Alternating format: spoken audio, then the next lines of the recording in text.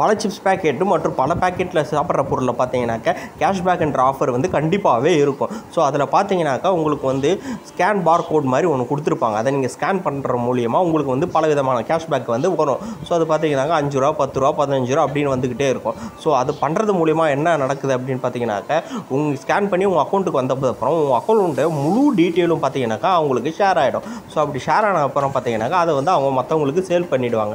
So sale பண்ணுறதுனால தான் உங்களுக்கு பல விதமான ஸ்பேம் கால்லாம் வந்து உங்களுக்கு வருது.